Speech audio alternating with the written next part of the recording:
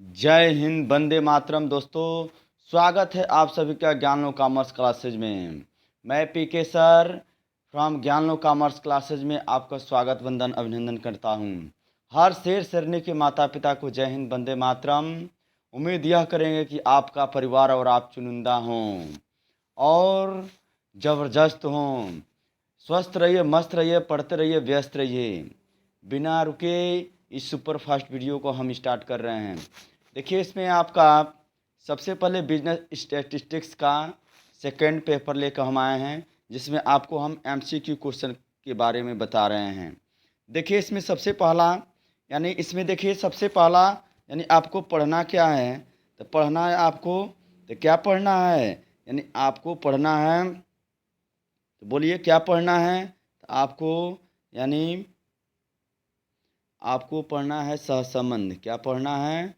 सहसंबंध। क्या पढ़ना है? तो सहसंबंध पढ़ना है। एक चैप्टर आपका कोरिलेशन पढ़ना है। क्या पढ़ना है? तो कोरिलेशन।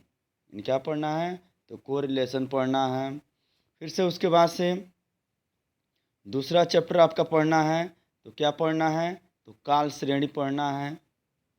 काल श्रेणी जिसको बोलते हैं हम क्या? तो टाइम सीरीज। उसके बाद से आपको क्या पढ़ना है? तो उसके बाद से आपको पढ़ना है क्या पढ़ना है? तो तीसरा आपका चैप्टर पढ़ना है इंडेक्स से। क्या पढ़ना है? इंडेक्स।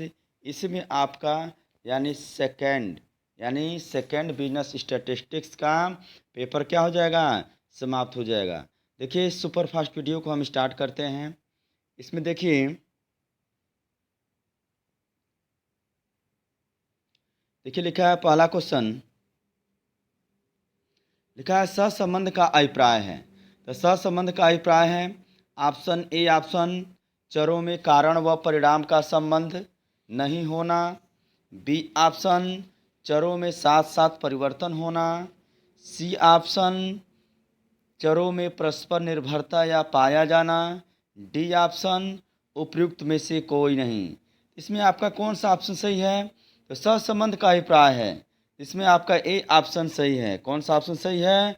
तो इसमें आपका ए ऑप्शन सही है, चरों में कारण व परिणाम का संबंध नहीं होना। यही आपका ऑप्शन क्या होगा? तो यही आपका ऑप्शन सही होगा, ए ऑप्शन सही है।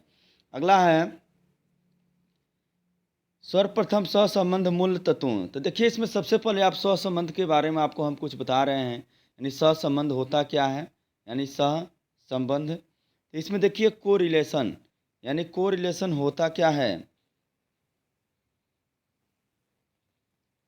तो कोरिलेशन होता क्या है?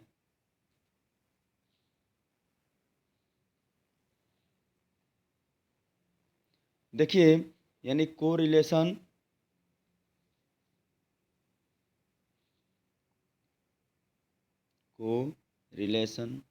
देखिए, कोरिलेशन को हम बोलते हैं, क्या बोलते हैं? तो सहसंबंध बोलते हैं। सहसंबंध से आशय जब दो चरों में परिवर्तन होता है। क्या होता है? जब दो चरों में क्या होता है? तो परिवर्तन होता है, कन्वर्जन होता है। परिवर्तन कन्वर्जन।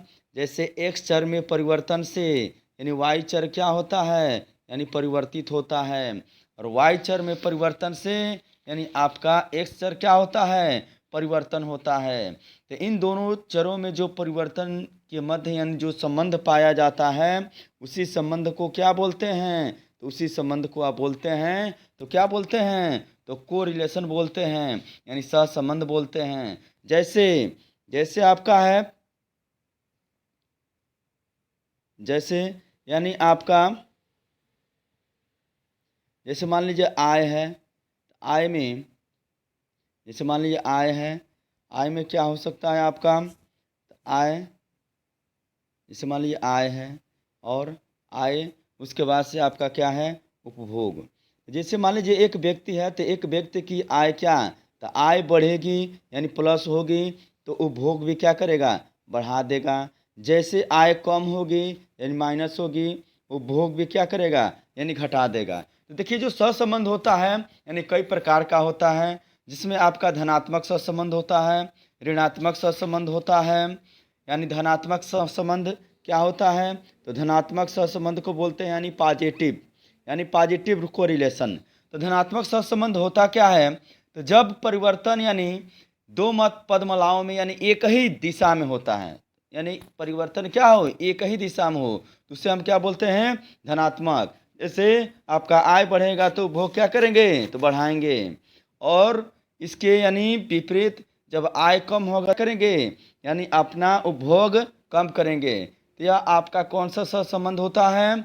यह आपका सहसंबंध होता है, जैसे मान लीजिए किसी वस्तु की मांग में वृद्धि के साथ साथ यानी जब मांग बढ़ेगा तो उसके वस्तु का मूल्य क्या होगा? बढ़ जाएगा। तो वह आपका कौन सा सहसंबंध होता है? तो वह आपका धनात्मक सहसंबंध होता है। धनात्मक सहसंबंध का दूसरा नाम क्या है? तो धनात्मक सहसंबंध का दूसरा नाम यानी अनुलोम सहसंबंध होता है। क्या होता है? अनुलोम सहसंबंध होता है। इसके विपरीत यानी जब दो पदमालाओं में एक ही दिशा में परिवर्तन यानी न होकर विपरीत दिशाओं में होते हैं, उन्हें हम क्या बोलते हैं? उन्हें ऋणात्मक परिवर्तन कहते हैं। जैसे जैसे मान लीजिए आपका यानी पूर्ति की वृद्धि के साथ साथ यानी मूल्य क्या क्या घट जाना, यह आपका क्या होता है? तो यह आपका ऋणात्मक सहसंबंध होता है। उसके बाद से आपका सहसंबंध है, अगला है दूसरा प्रकार में आपका रेखीय सहसंबंध। क्या है?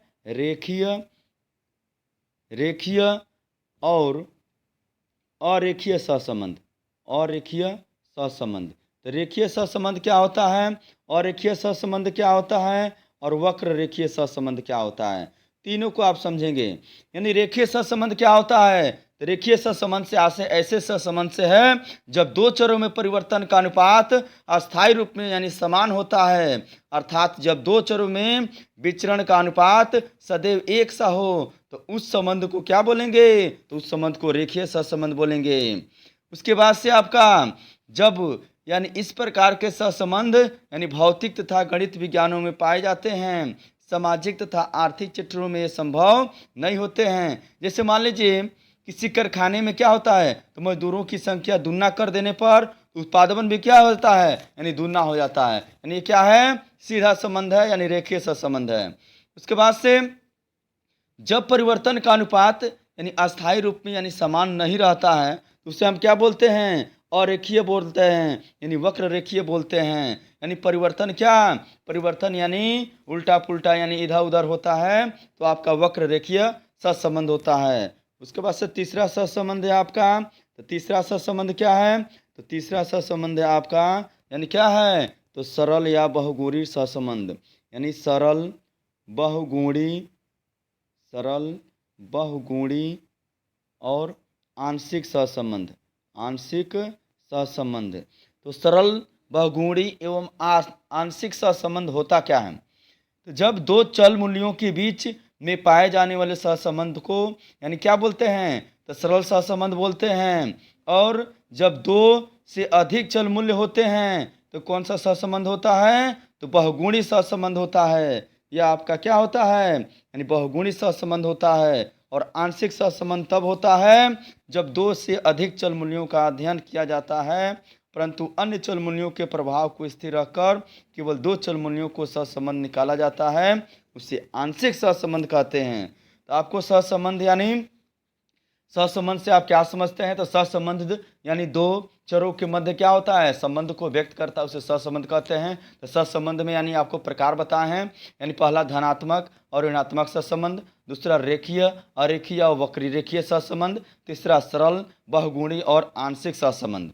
उसके बाद से देखिए सहसंबंध ज्ञात करने की विधियां। तो देखिए दोस्तों, यानी सहसंबंध ज्ञात करने की विधियां में आपको दो विधि पढ़ना है। तो क्या पढ़ना है? तो आपको पढ़ना है, पहला पढ़ना है क्या? पहला आपको पढ़ना है कार्ल पियर्सन।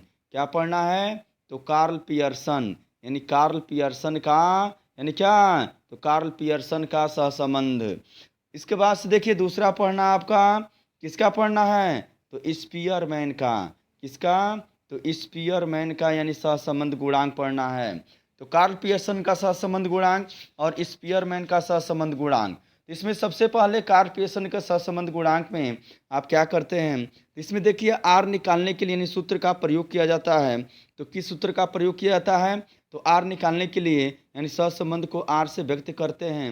यानी आर बराबर यानी कई सूत्रों के कई मेथड्स के माध्यम से हम क्या करते हैं, तो को रिलेशन को निकालते हैं। तो इसमें आपका सूत्र होता है यानी सिग्मा डी एक्स और D y, sigma D x और डी वाई अपान यन, इससे अपान यानी स्टैंडर्ड डेविएशन एक्स और स्टैंडर्ड डेविएशन वाई, या इसको लिख सकते हैं आप यानी sigma D x d Y upon n into standard deviation x into standard deviation y. यह आपका सहसंबंध गुणांक निकालने की सहसंबंध निकालने की कौन सा विधि है, यह आपका सहसंबंध निकालने की कौन सा विधि है, तो प्रत्यक्ष विधि है यानी डायरेक्ट मेथड। डायरेक्ट मेथड में इस सूत्र का प्रयोग करके आप क्या कर सकते हैं, तो सहसंबंध ज्ञात कर सकते हैं। देखिए एक होता है डायरेक्ट मेथड में ही सरल सहसंबंध। तो सरल सहसंबंध क्या होता है, तो सरल सहसंबंध में जैसे मान लीजिए सरल सहसंबंध क्या है, तो सरल सहसंबंध, तो सरल सहसंबंध यानी प्रत्यक्ष विधि में क्या होता है, तो उसके लिए सूत्र का हम प्रयोग करते हैं जो सबसे आसान सूत्र है। तो कौन सा सूत्र है, तो सिग्मा डी एक्स यानी sigma D x upon sigma d y, फिर से अंडर रूट तो sigma D square x into sigma D square y. यह आपका क्या है, तो यह आपका यानी डायरेक्ट मेथड का यानी सरल यानी मेथड का क्या है, सूत्र है। यानी क्या निकालने के लिए, यानी सहसंबंध निकालने के लिए। देखिए कहीं कहीं यानी सहसंबंध में यानी ये भी सूत्र का प्रयोग किया जाता है जो आपका सूत्र है इसमें यानी आर इजकल टू, यानी आर इजकल टू क्या, तो r is equal to sigma x Y upon क्या, तो अंडर रूट यानी सिग्मा एक्स का स्क्वायर और वाई का स्क्वायर, यानी आपका आर यानी सहसंबंध होता है। उसके बाद से देखिए एकदम डिस्क्रिप्टिव यानी आपको पूरा व्याख्या के साथ हम यानी क्वेश्चन को पढ़ा रहे हैं। यदि वीडियो अच्छा लगे तो लाइक कीजिए, सब्सक्राइब कीजिए और शेयर कीजिए ताकि हमारा मनोबल अधिक से अधिक क्या बन सके और वीडियो को हम अधिक से अधिक अपलोड कर सकें। उसके बाद से देखिए नेक्स्ट क्वेश्चन आपका, सर्वप्रथम सहसंबंध के मूल तत्वों का निष्पादन किसने किया था, तो आपका ऑप्शन ए ऑप्शन है कार्ल पियर्सन, बी ऑप्शन है फ्रांस गाल्टन और सी ऑप्शन है वाब्रेस और डी ऑप्शन है एल आर कॉनर। तो कौन सा ऑप्शन सही होगा, तो आपका ऑप्शन कौन सा सही होगा, तो आपका ऑप्शन सही होगा सी यानी क्या, तो वाब्रेस, यानी आपका ऑप्शन सी बिल्कुल सही होगा। उसके बाद देखिए अगला क्वेश्चन है सहसंबंध रेखीय होता है जब, तो कब होता है, तो एक चर में वृद्धि होने पर दूसरे चर में कमी आती है, फिर से एक चर में कमी होने से दूसरे चर में वृद्धि होती है। सी ऑप्शन एक चर में होने वाला परिवर्तन दूसरे चर को प्रभावित नहीं करता है।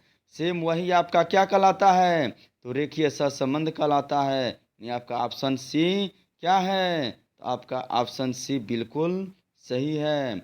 अगला है, यदि एक विक्षेप चित्र बनाने पर सभी बिंदु ऊपर बाएं कोने से नीचे दाएं कोने की ओर एक सरल रेखा के रूप में प्रकट हो तो इसे निष्कर्ष निकलता है। तो क्या निष्कर्ष निकलता है, यानी जब सभी बिंदु ऊपर बाएं कोने से नीचे दाएं कोने की ओर होता है तो कौन सा निष्कर्ष निकलता है, तो ऑप्शन है यानी पूर्ण धनात्मक सहसंबंध, सामान्य धनात्मक सहसंबंध, पूर्ण ऋणात्मक सहसंबंध, सहसंबंध नहीं।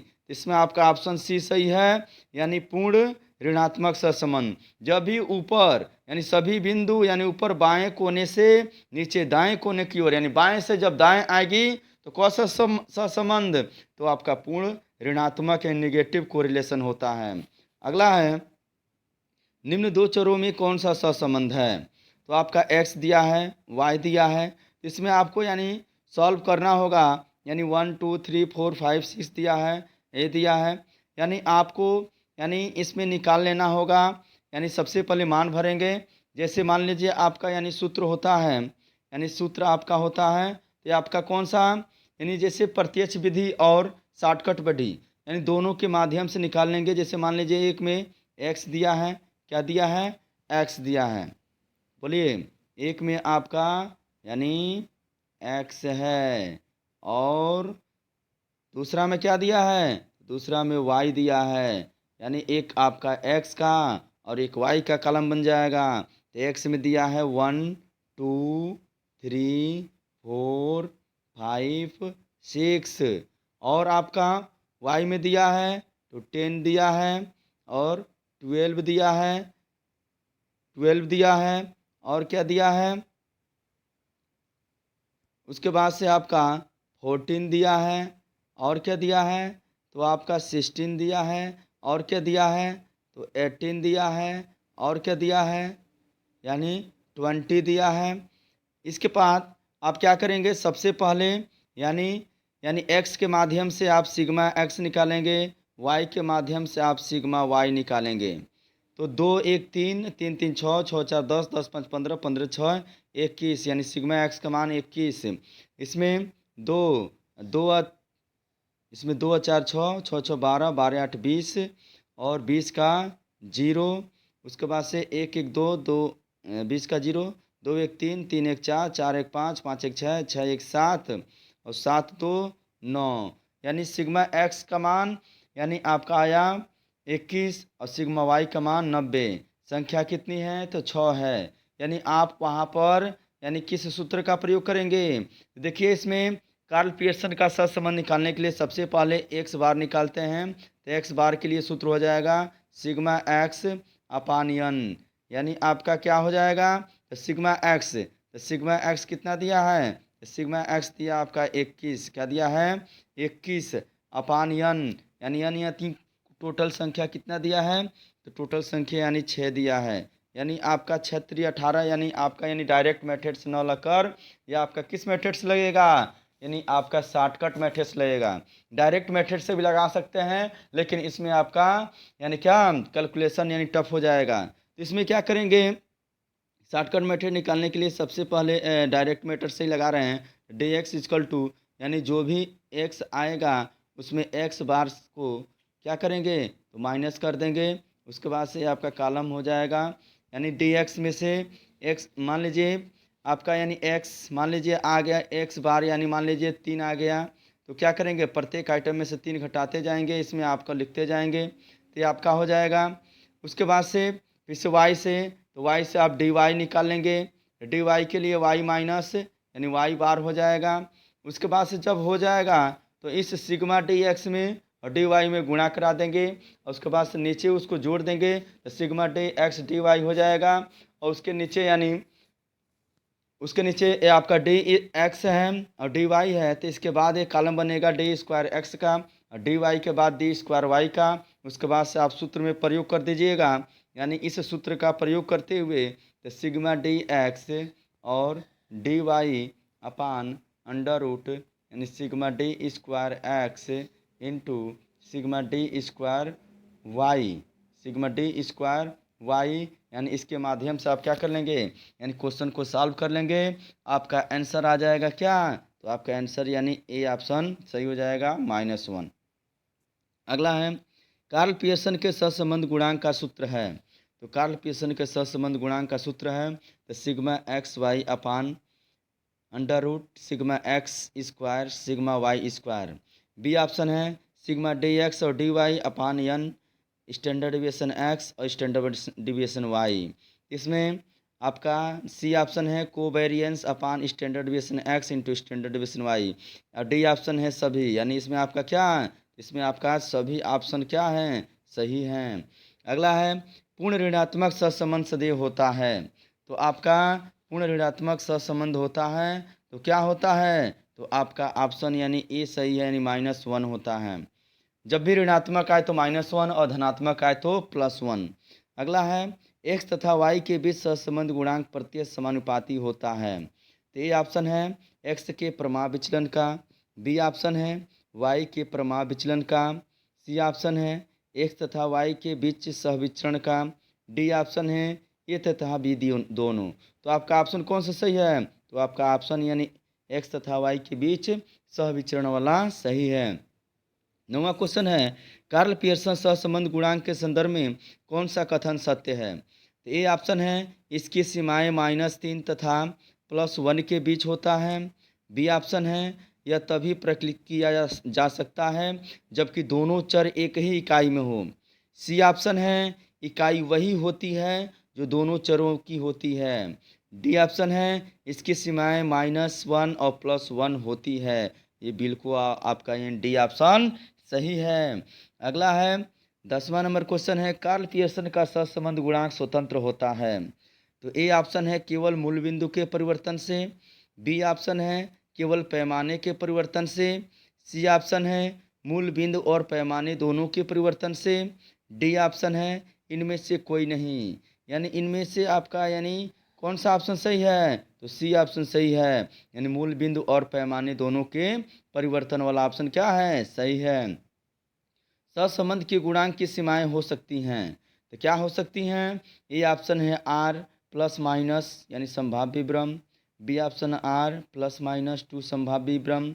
सी ऑप्शन है आर +-3 संभाव्य विभ्रम। डी ऑप्शन है आर +-4 संभाव्य विभ्रम। यानी आपका ऑप्शन कौन सा सही है। आपका ऑप्शन ए सही है। अगला है यदि r = 0.99 तथा कमा n = 11 तो संभाव्य विभ्रम होगा। तो संभाव्य विभ्रम के लिए देखिए दोस्तों कौन सा सूत्र का प्रयोग करेंगे। देखिए संभाव्य विभ्रम के लिए हम आपको बताए थे यानी संभाव्य विभ्रम के लिए क्या होता है। तो संभाव्य विभ्रम के लिए सूत्र होता है यानी यस ई। देखिए एक होता है स्टैंडर्ड एरर्स, उसमें आपका सूत्र होता है 1 - r² अपान यानी √n यानी ये आपका प्रमापी भ्रम होता है। और एक होता है संभाव्य भ्रम जिसको पीई बोलते हैं यानी एरर्स, जिसके लिए सूत्र होता है आपका यानी 0.6745 √1 - r² अपान √n। यह आपका क्या है तो संभाव्य भ्रम का सूत्र है। इस सूत्र का प्रयोग करते हुए आप क्वेश्चन को क्या करेंगे सॉल्व करेंगे। उसके बाद से देखिए दिया है 12 नंबर। तो 12 नंबर का आंसर हो जाएगा यानी 0.004। क्या हो जाएगा 0.004 यानी ऑप्शन सी सही हो जाएगा। अगला है संभाव्य विभ्रम तथा प्रमाप विभ्रम में कौन संबंध सत्य है। तो ऑप्शन है संभाव्य विभ्रम 2 प्रमाप विभ्रम का। बी ऑप्शन है संभाव्य विभ्रम = 3/2 यानी प्रमाप विभ्रम। सी ऑप्शन है संभाव्य विभ्रम = 4/5 प्रमाप विभ्रम। और डी ऑप्शन है इनमें से कोई नहीं। यानी आपका ऑप्शन कौन सा सही है। तो आपका ऑप्शन ए बिल्कुल सही है। अगला है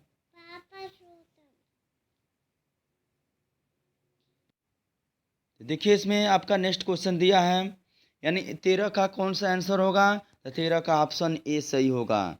अगला है सहसंबंध गुणांक r का मान सार्थक है यदि r का मान संभाव्य विभ्रम के 6 गुने से अधिक है। बी ऑप्शन r का मान संभाव्य विभ्रम से यानी कम है।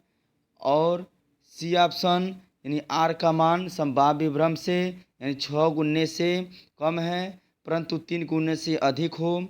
डी ऑप्शन इनमें से कोई नहीं। यानी कौन सा ऑप्शन सही है। तो आपका ऑप्शन कौन सा सही है। तो आपका ऑप्शन ए ऑप्शन सही है यानी r का मान संभाव्य विभ्रम के 6 गुने से अधिक है। यह आपका ऑप्शन क्या है। यह आपका ऑप्शन बिल्कुल सही है।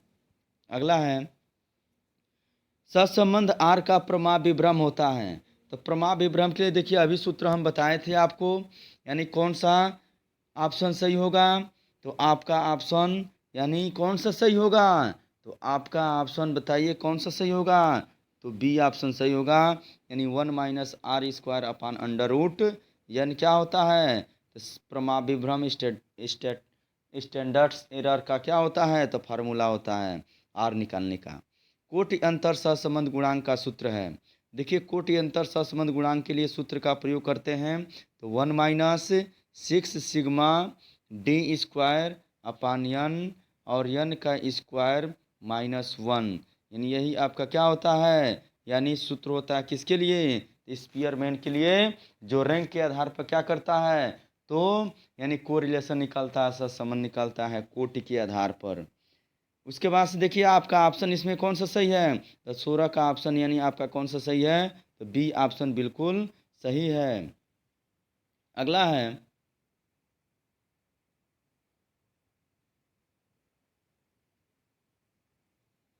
अगला है देखिए, यानी यदि covariance √x, y = 36, standard square x = 16, standard y = 81 हो तो RXY का मान होगा। तो RXY का मान क्या होगा, तो आपका ऑप्शन यानी ए सही है, 1 होगा। बी है, सत्य और असत्य कथन चुनिए। तो इसमें देखिए सत्य और असत्य कथन बस चुनना है। तो आपका पहला क्वेश्चन दिया है, यदि दो चरों में सहसंबंध गुणांक शून्य हो तो इसका अर्थ यह नहीं है कि चर असंबंध है, यानी बिल्कुल क्या है, यह आपका पहला ऑप्शन गलत है।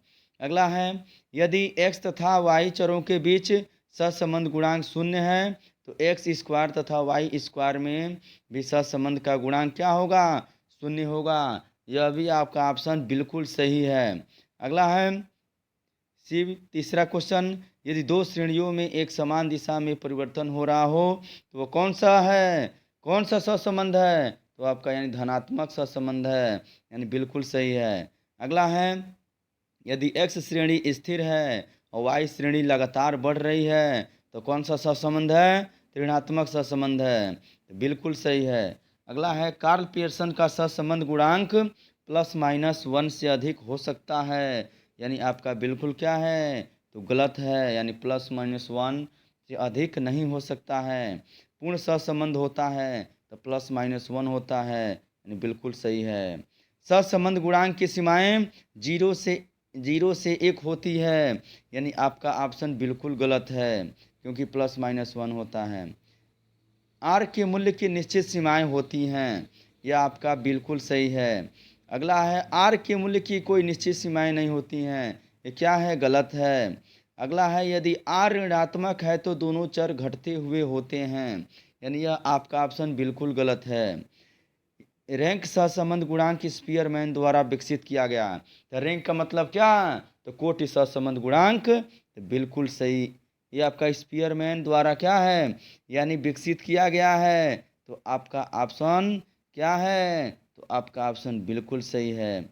अगला है, सहसंबंध गुणांक वास्तव में सहविचरण के माप का गुणांक है, तो यह आपका ऑप्शन बिल्कुल सही है। अगला है, संभाव्य विभ्रम प्रमा विभ्रम का 2/3 होता है, तो यह आपका ऑप्शन क्या है, तो बिल्कुल सही है। अगला है, यदि संभाव्य विभ्रम का मूल्य सहसंबंध गुणांक से अधिक है तो सहसंबंध अर्थपूर्ण है, यानी यह आपका ऑप्शन बिल्कुल गलत है। अगला है, रेखीय सहसंबंध अधिकतर आर्थिक व सामाजिक क्षेत्रों में पाया जाता है। तो क्वेश्चन बना सकता है कि रेखीय सहसंबंध कहाँ पाया जाता है, तो आर्थिक और सामाजिक क्षेत्रों में पाया जाता है, यह आपका ऑप्शन क्या है, तो बिल्कुल गलत है। अगला है, कारण एवं परिणाम का सदैव अर्थ है सहसंबंध का पाया जाना, यानी यह आपका ऑप्शन क्या है, तो बिल्कुल सहसंबंध सही है। अगला है, सहसंबंध सदैव अर्थ है कारण और परिणाम का होना, ये आपका ऑप्शन क्या है, यानी गलत है। अगला है, मान लीजिए खाली स्थान से भी क्वेश्चन बना सकता है। खाली स्थान जैसे मान लीजिए हो, उसमें क्वेश्चन आपका बना सकता है मल्टीपल चॉइस का भी, कि सहसंबंध यानी चरों के बीच यानी निर्धारित किया जाता है। तो क्या निर्धारित करता है, तो रेखीय सहसंबंध निर्धारित करता है। क्या निर्धारित करता है, तो आपका रेखीय सहसंबंध, यानी इसमें भरेंगे क्या, तो रेखीय सहसंबंध निर्धारित करता है। क्या निर्धारित करता है, तो रेखीय सहसंबंध निर्धारित करता है। अगला है, वस्तुओं की कीमत और उनकी मांग में यानी सहसंबंध होता है। तो कौन सा सहसंबंध होता है, तो कीमत और उसकी मांग में हमेशा कौन सा सहसंबंध होता है, तो आपका ऋणात्मक सहसंबंध होता है, यानी आपका आंसर होगा क्या, ऋणात्मक सहसंबंध होता है। यानी अगला, आर का मान सार्थक होता है यदि वह संभाव्य भ्रम का होता है तो कितना होता है? तो 6 गुना होता है। कितना होता है? तो 6 गुना जब होगा तो वह क्या होता है? सार्थक होता है। अगला है पियर्सन सहसंबंध गुणांक सहसंबंध एक उपयुक्त माप है। यदि x तथा y के बीच हो तो क्या हो? तो x y के बीच क्या हो? तो रेखीय सहसंबंध हो। क्या हो? तो रेखीय सहसंबंध इनलाइनर कोरिलेशन हो। अगला है सहसंबंध का सर्वप्रथम विचार किसके द्वारा किया गया? तो किसके द्वारा किया गया? तो ब्रॉबेस द्वारा किया गया। यानी सहसंबंध का विचार किसके द्वारा किया गया? तो ब्रॉबेस यानी ब्रॉबेस द्वारा किया गया। यानी ऑप्शन होगा ब्रॉबेस होगा। अगला है S E is equal to 1 minus R upon क्या होगा? तो अपान अभी बताए हैं यानी क्या होगा? तो 1 माइनस आर इजकल टू क्या? अंडर रूट यन वाला ऑप्शन क्या है? तो बिल्कुल सही है। यानी यहाँ पे यन भरेंगे। क्या भरेंगे? तो यन भरेंगे। अगला है यानी are is equal to covariance into यानी X Y is equal to X Y upon यानी क्या भरेंगे इसमें? इसमें आपका यानी हो जाएगा स्टैंडर्ड डेविएशन एक्स यानी एक्स का प्रमाण विचलन और स्टैंडर्ड डेविएशन वाई का प्रमाण विचलन ऊपर हो जाएगा कोव यानी एक्स वाई यानी यह आपका क्या होता है? यह आपका सूत्र होता है यानी आर निकालने के लिए। अगला है यदि दोनों चरों में परिवर्तन विपरीत दिशा में हो तो उस सहसंबंध को बोलते हैं। तो जब देखिए दोस्तों विपरीत दिशा में हो तो कौन सा सहसंबंध? तो अभी बताए हैं मांग और कीमत वाला सहसंबंध यानी क्या है? तो विपरीत है। तो कौन सा सहसंबंध है? तो ऋणात्मक सहसंबंध है। यानी कौन सा सहसंबंध है? तो ऋणात्मक सहसंबंध है।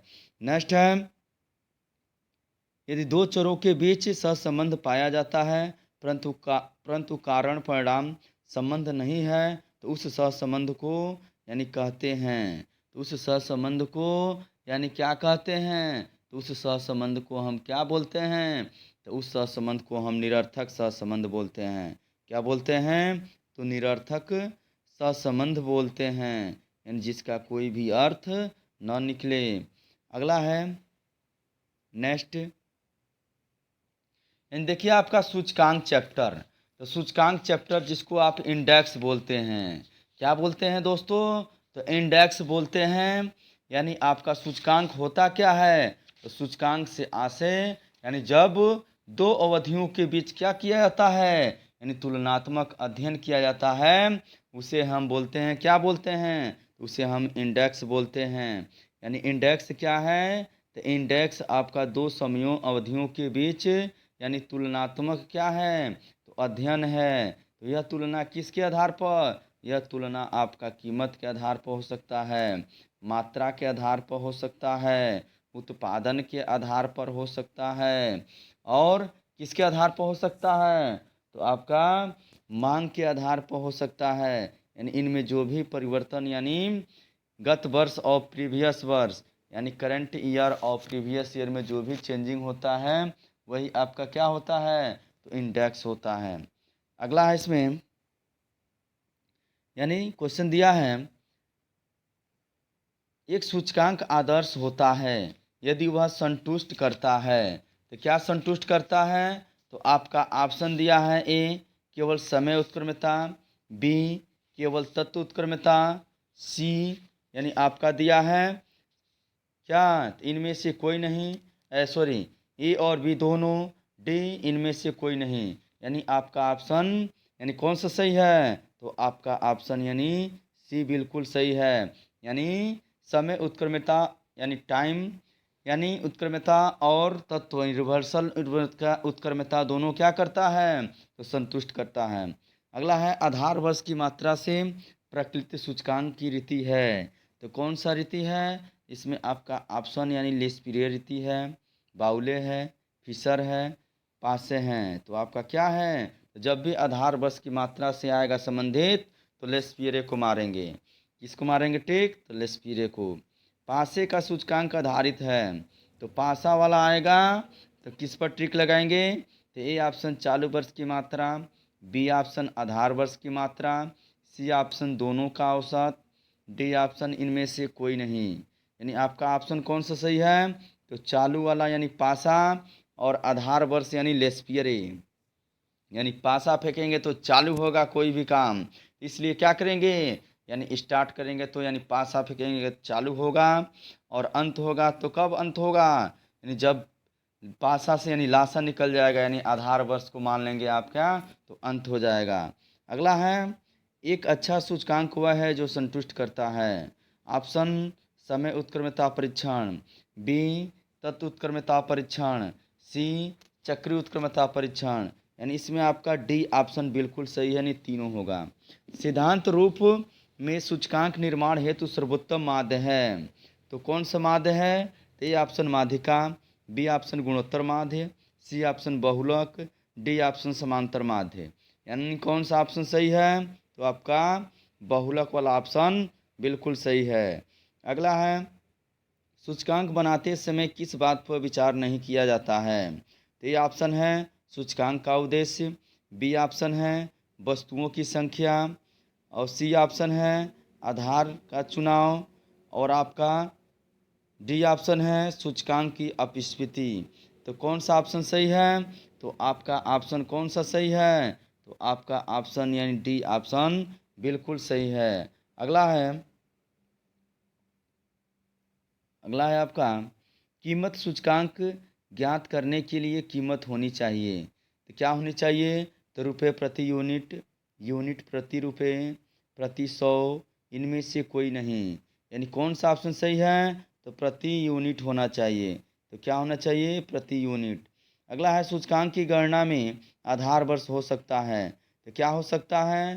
तो स्थिर हो सकता है। यानी क्या हो सकता है आपका ऑप्शन? यानी आठवें का ऑप्शन क्या है? स्थिर है, कुछ वर्षों का औसत है, श्रृंखला है, इनमें से कोई नहीं। यानी आपका ऑप्शन कौन सा सही है? तो आपका ऑप्शन यानी डी सही है, इनमें से कोई नहीं। अगला है, लेस्पियरे कीमत निर्देशांक, लेस्पियरे कीमत यानी सूचकांक में प्रयुक्त भार होते हैं। कभी बताए हैं लेस्पियरे को क्या करना है? तो बिल्कुल आधार से क्या करना है? आधार कार्ड से क्या करना है? तो आधार कार्ड से यानी लेस्पियरे को जोड़ देना है। आधार कार्ड से याद करेंगे क्या? तो लेस्पियरे को जोड़ देना है। और चालू वर्ष से, तो चालू वर्ष से क्या करेंगे? तो पासा फेंकेंगे तो चालू हो जाएगा, यानी पासा से संबंधित है क्या? तो चालू वर्ष। अगला है, चक्रीय परीक्षण संतुष्ट होता है, तो पासे सूचकांक द्वारा, लेस्पियरे सूचकांक द्वारा, फिशर के सूचकांक द्वारा, इनमें से कोई नहीं। तो आपका फिशर वाला ऑप्शन क्या है?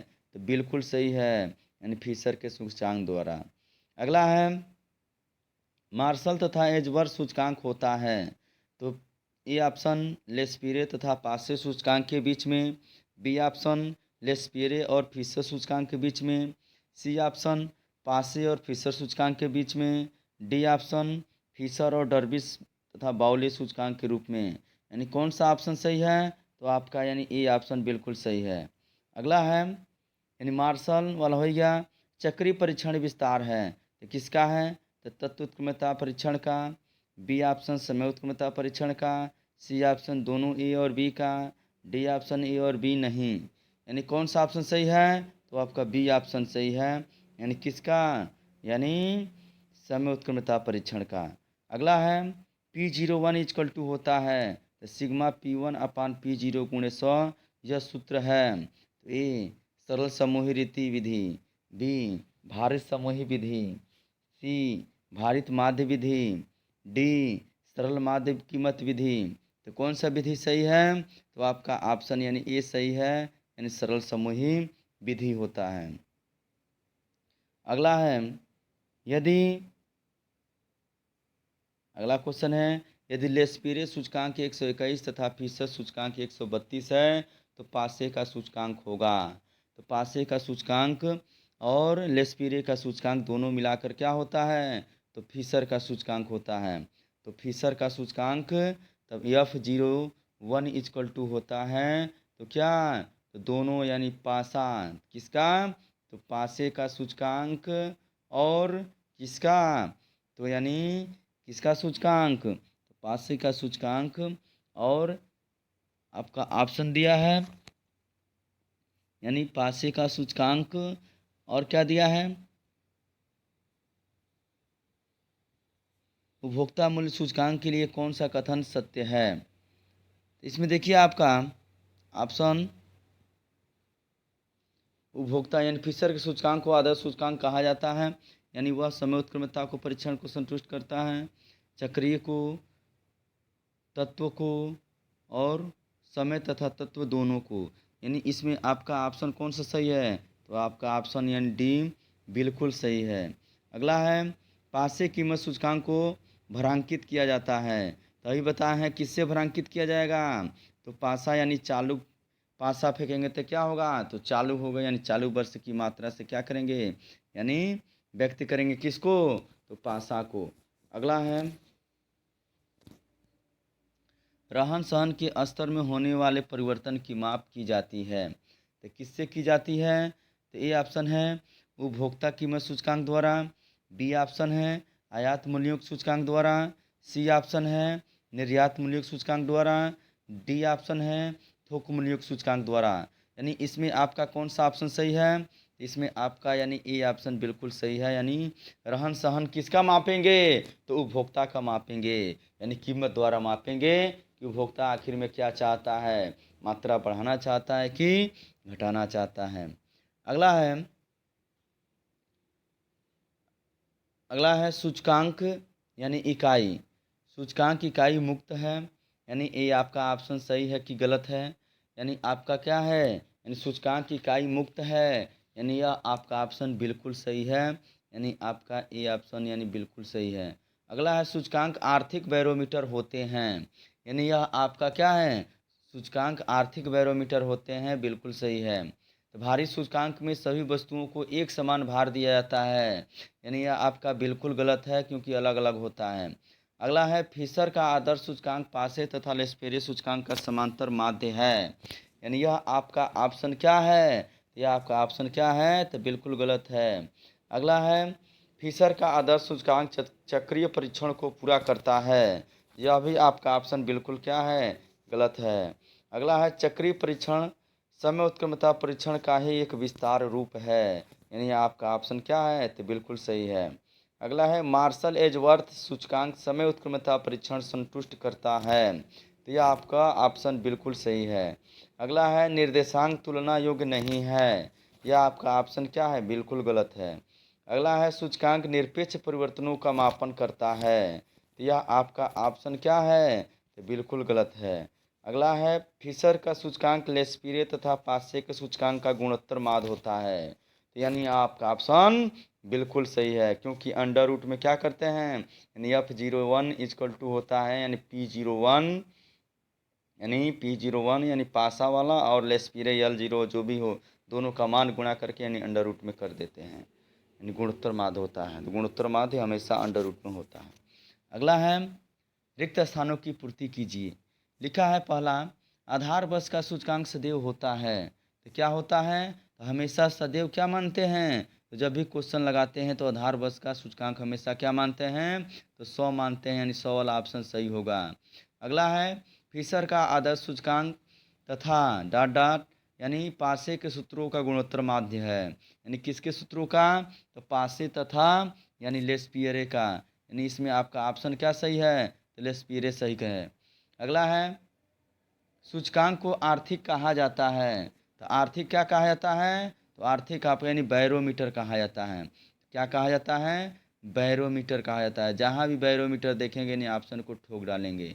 अगला है, डार्विस एवं बाउले का सूचकांक यानी समांतर माध्य तथा पास, डार्विस एवं बाउले का सूचकांक यानी आपका ऑप्शन इन सम लेस्पियरे एवं पासे, लेस्पियरे एवं पासे के सूचकांक का क्या है, तो समांतर माध्य है, क्या है, समांतर माध्य है। अगला है, सूचकांक यानी प्रकार के औसत हैं, किस प्रकार के औसत हैं, तो आपका ऑप्शन यानी कौन सा सही होगा, यानी सूचकांक यानी किस प्रकार के औसत हैं, सूचकांक यानी विशिष्ट प्रकार के औसत हैं, यानी विशिष्ट उसमें भरा जाएगा, क्या भरा जाएगा, तो विशिष्ट भरा जाएगा। अगला है, अगला दिया है आपका यानी पासे सूचकांक में चालू वर्ष को भार माना गया है। तो क्या माना गया है? तो मामा भार माना गया है। क्या माना गया है? तो यानी मामा भार माना गया है। अगला है यानी लेस्पेरे सूचकांक में यानी वर्ष की मात्रा को यानी भार माना गया है। तो लेस्पेरे अभी बताए हैं। तो लेस्पेरे यानी कब? तो आधार वर्ष को लेस्पेरे, और पासा को क्या करेंगे? तो पासा फेंकेंगे तो चालू होगा, और लासा निकल जाएगा क्या? तो गत वर्ष में। अगला यानी फिशर का आदर्श सूत्र यानी परीक्षण को पूरा नहीं करता है। तो किसके परीक्षण को पूरा नहीं करता है? तो आपका चक्रीय परीक्षण को पूरा नहीं करता है। बाकी यानी किसको किसको पूरा कर देता है? तो समय और तत्व दोनों उत्क्रमता को परीक्षण को संतुष्ट कर देता है। अगला है उपनति। यानी देखिए आपका एक चैप्टर है उपनति यानी काल श्रेणी विश्लेषण में। तो इसमें देखिए सबसे पहले आप काल श्रेणी विश्लेषण का मतलब समझेंगे। काल श्रेणी विश्लेषण होता क्या है? इसमें देखिए काल श्रेणी विश्लेषण में भी यानी जिसको यानी काल श्रेणी विश्लेषण बोलते हैं, यानी काल श्रेणी यानी जिसको यानी टाइम सीरीज बोलते हैं। क्या बोलते हैं? तो टाइम सीरीज। क्या बोलते हैं? तो टाइम सीरीज बोलते हैं। तो टाइम सीरीज क्या होता है? तो टाइम सीरीज भी यानी निर्देशांक जैसा ही टाइम सीरीज का भी यानी क्या होता है? रोल होता है। यानी इसमें भी यानी परिवर्तन होता है। यानी एक्स में वाई में क्या परिवर्तन होता है, यानी x के परिवर्तन से y में क्या परिवर्तन होता है, वह टाइम सीरीज कहलाता है। यह संख्यात्मक जिनका यानी क्या यानी काल श्रेणी या काल मानला के रूप में अध्ययन किया जाता है। यह समय यानी इकाई के रूप में, वर्ष के रूप में, आपका मात्रा के रूप में और घंटा के रूप में यानी क्या तो व्यक्त किया जा सकता है। समय पर आधारित समंग समूह को ही क्या बोलते हैं? तो काल श्रेणी बोलते हैं। जहाँ समय आएगा वहाँ काल श्रेणी को क्या करेंगे? ठोक डालेंगे। जैसे मान लीजिए यानी यालुन चाउ ने क्या किया है? परिभाषित किया है कि एक काल श्रेणी के किसी आर्थिक चर अथवा आश्रित मिश्रित चर जिनका संबंध विभिन्न समय अवधियों से होता है और उनका अवलोकनों के समाकलन के रूप में परिभाषित किया जा सकता है। देखिए इसमें यानी काल श्रेणी के समंकों के विचरण के कई कारण होते हैं। इसमें कारणों को यानी अवयव का नाम भी दिया गया है, जिसमें आपका अवयव में है, अवयव में क्या है? तो आपका अवयव में एक पॉइंट है आपका यानी उपनति। क्या है? तो उपनति है। क्या है? तो उपनति यानी जिसको बोलते हैं ट्रेंड यानी उपनति। उपनति यानी ट्रेंड होता क्या है? यानी ट्रेंड। तो देखिए आपका ट्रेंड यानी दीर्घकालीन होता है। ट्रेंड क्या होता है? दीर्घकालीन होता है। इसको दीर्घकालीन प्रवृत्ति भी बोलते हैं। यानी काल श्रेणी में यानी दीर्घकाल में हुए नियमित परिवर्तन को ही हम क्या बोलते हैं? तो उपनति बोलते हैं। तो उपनति यानी बढ़ भी सकता है और घट भी सकता है और स्थिर भी रह सकता है। यानी इसको तीन रूपों में यानी एक बढ़ती हुई और एक घटती हुई और एक क्या तो समांतर में व्यक्त किया गया है। अगला है दूसरा। तो दूसरा तत्व क्या है? तो दूसरा तत्व आपका है दोस्तों क्या है? तो सामयिक परिवर्तन यानी सीजनल वेरिएशन। यानी क्या होता है? तो सामयिक परिवर्तन यानी सीजनल वेरिएशन। तो सीजनल वेरिएशन होता क्या है? तो दोस्तों यानी काल श्रेणी के परिवर्तन में जो वर्ष के अंदर में यानी पूरे परिवर्तन होते हैं उसे क्या बोलते हैं? तो सामयिक परिवर्तन बोलते हैं। या आपका समय के आधार पर जैसे मान लीजिए वर्ष, माह और सप्ताह और घंटे और दिन के आधार पर जो परिवर्तन होता है वही आपका सीजनल वेरिएंस होता है। यह कई कारणों से हो सकता है। जैसे मान लीजिए आपका प्राकृतिक कारण है, आपका प्राकृतिक कारण है यानी वह कारण जो प्रकृति द्वारा क्या उत्पन्न होता है। जैसे मानिए भूकंप के कारण, ओला के कारण, सूखा के कारण। अगला है दूसरा मनुष्य द्वारा निर्मित कारण। तो मनुष्य द्वारा निर्मित कारण ऐसे कारण जो मनुष्य द्वारा क्या बनाई जाती है। जैसे त्यौहार हुआ, विवाह हुआ, मेला हुआ, अवकाश हुआ, रीति रिवाज हुआ। जैसे मान लीजिए विवाह में और विवाह में आपका क्या होता है? तो सामान की यानी बिक्री बढ़ जाती है यानी सामान ज़्यादा परचेजिंग करते हैं।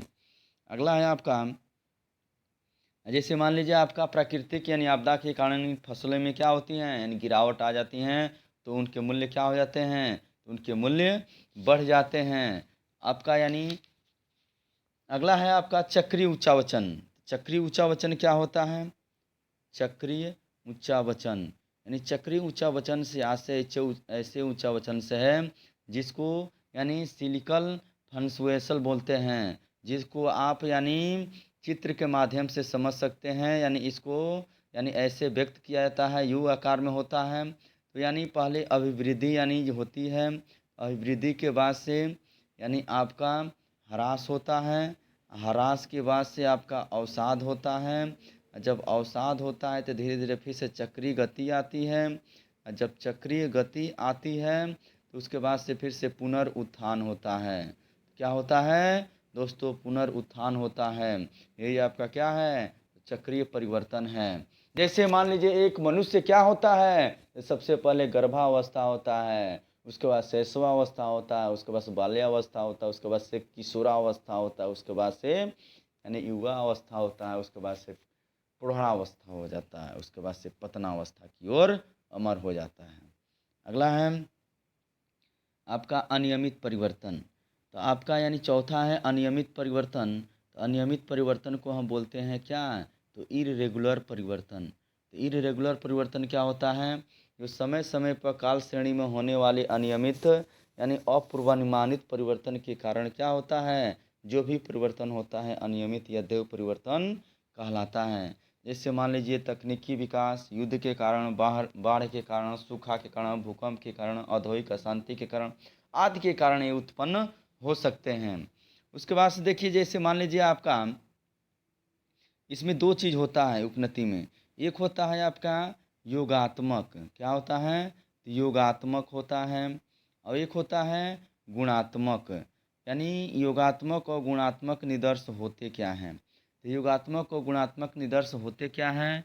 तो सबसे पहले इसमें देखिए वाई। तो वाई इजकल टू क्या होता है? तो वाई इजकल टू यानी काल श्रेणी का समंक मूल होता है। यानी उसके बाद से टी इजकल टू क्या होता है? तो उपनति होता है यानी ट्रेंड होता है। और यस इजकल टू तो सीजनल होता है। सी इजकल टू तो साइक्लन होता है। और आर इजकल टू या आई इजकल टू क्या होता है? तो रेगुलर या इरेगुलर होता है। इस प्रकार जब जोड़ लगाएंगे यानी y इजकल टू यानी T plus yes plus C plus I, तो यह आपका कहलाएगा यानी योगात्मक। जब इनमें क्या कर देंगे? गुणा कर देंगे यानी टी प्लस यस प्लस सी प्लस सॉरी सब में इनटू कर देंगे तो आपका क्या हो जाएगा? तो गुणात्मक मॉडल हो जाएगा। इस प्रकार आप भली भांत समझ गए होंगे कि योगात्मक और गुणात्मक होता क्या है। उसके बाद से सीधे हम क्वेश्चन पाते हैं। लिखा है आपका क्वेश्चन लिखा है काल श्रेणी की यानी उपनति से आशय है। तो उपनति से क्या आशय है? तो काल श्रेणी की दीर्घकालीन प्रवृत्ति से, काल श्रेणी के सभी मानों के माध्य से, काल श्रेणी की अल्पकालीन प्रवृत्ति से, इनमें से कोई नहीं। यानी आपका ऑप्शन यानी क्या सही है? तो आपका ऑप्शन यानी ए सही है। यानी दीर्घकालीन प्रवृत्ति से क्या होती है? तो दीर्घकालीन प्रवृत्ति वाला ऑप्शन क्या है? तो बिल्कुल सही है, उपनति से आशय है। अगला है आपका न्यूनतम वर्गीय उपनति समीकरण y is equal to a plus b x में यदि b का मान धनात्मक है तो यह दर्शाता है। तो जब धनात्मक होगा तो क्या दर्शाएगा? तो धनात्मक होगा तो दोस्तों यानी गिरती हुई उपनति दर्शाएगा। अगला है अल्पकालीन उच्चावचन कहा जाता है। तो अल्पकालीन उच्चावचन कहा जाता है तो मौसमी व चक्रीय परिवर्तन में मिलाकर, यानी आपका ए ऑप्शन सही है।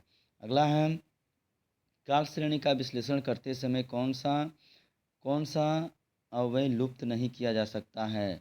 इसमें आपका ऑप्शन कौन सा सही है? इसमें बी ऑप्शन यानी अनियमित विचलन सही है। अगला है सरल माध्य विधि इसे प्रकलित करने में प्रयुक्त होती है। तो किसका प्रकलित करने में? तो प्रति मूल्य, चक्रीय विचलन, मौसमी सूचकांक, इनमें से कोई नहीं। यानी आपका ऑप्शन सी सही है यानी मौसमी विचलन। अगला है पद ह्रास से संबंधित है। तो किससे संबंधित है? तो आपका ऑप्शन है उपनति से, मौसमी विचरण से, चक्रीय उच्चावचन से, अनियमित से। तो जब भी ह्रास, अभिवृद्धि, मरण, पतन ये सब किस में होगा? तो चक्रीय में यानी साइकिल में होगा। काल श्रेणी का घटक है तो उपनति है, मौसमी परिवर्तन है, चक्रीय है, यानी सभी परिवर्तन है। अगला है अगला है काल श्रेणी विश्लेषण में यानी श्रेणी मूल्यानुपात विधि प्रयुक्त होती है। यानी किसको मापने के लिए? तो मौसमी सूचकांक को, उपनति को, देव उच्चावचन को, इनमें से कोई नहीं। यानी आपका ऑप्शन कौन सा सही है? यानी आपका ऑप्शन यानी ई ऑप्शन सही है। अगला है यानी सत्य असत्य छांटिए। यानी काल श्रेणी में 4 यानी संगठक अंशों का सम्मिश्रण होता है, तो बिल्कुल सही है। 4 में क्या होता है? तो पहला ट्रेंड होता है, सीजनल होता है आपका, ये ट्रेंड हो गया, सीजनल हो गया, यानी आई या आर हो गया। उसके बाद से आपका क्या होता है, एक देखिए ट्रेंड हो गया, सीजनल हो गया, आई और आर हो गया। उसके बाद से एक सी होता है यानी साइकिल। अगला है यानी काल श्रेणी में वे परिवर्तन जो वर्ष के अंदर नहीं पूरे होते हैं सामयिक परिवर्तन कहलाते हैं। यानी ये आपका ऑप्शन क्या है? तो यह आपका ऑप्शन यानी बिल्कुल गलत है। क्या है? यह आपका ऑप्शन यानी बिल्कुल सही, यानी पहला पहला आपका सही है, दूसरा गलत है। तीसरा आपका ऑप्शन दिया है काल श्रेणी की सहायता से आर्थिक एवं व्यावसायिक क्षेत्रों में होने वाले परिवर्तनों का अध्ययन किया जाता है। तो आपका ऑप्शन यानी तीसरा ऑप्शन क्या है? तो तीसरा ऑप्शन देखिए क्या है? तो तीसरा ऑप्शन यानी बिल्कुल सत्य है। अगला है न्यूनतम वर्ग वृद्धि का प्रयोग वृद्धि वक्रों के संयोजन में सहजता से किया जा सकता है। तो यह आपका ऑप्शन क्या है? तो यह आपका ऑप्शन बिल्कुल गलत है। देखिए इसमें न्यूनतम वर्ग विधि में 2 विधि होती है, एक प्रत्यक्ष विधि होता है, एक लघुगणक विधि होता है। तो लघुगणक के लिए सूत्र होता है sigma y is equal to n a, यानी इसमें ए इजकल टू यानी सिग्मा वाई अपान यानी एन का प्रयोग करते हैं। इससे एक सूत्र होता है sigma x square equal to b sigma x. तो इसमें बी निकालने के लिए क्या करते हैं? तो सिग्मा एक्स स्क्वायर में यानी सिग्मा एक्स से यानी भाग देते हैं। इस प्रकार ए और बी का मान निकल जाता है। उसके बाद से सूत्र में हम क्या करते हैं? तो सूत्र में हम यानी टी इजकल टू यानी ए प्लस बी एक्स यानी मान क्या करते हैं? तो भर देते हैं, तो आपका ट्रेंड निकल जाता है। अगला इसमें न्यूनतम वर्ग वृद्धि का प्रयोग वृद्धि वक्रों के अनुयोजन में सहजता से किया जा सकता है। यह आपका ऑप्शन क्या है? यह आपका ऑप्शन गलत है। अगला है न्यूनतम वर्ग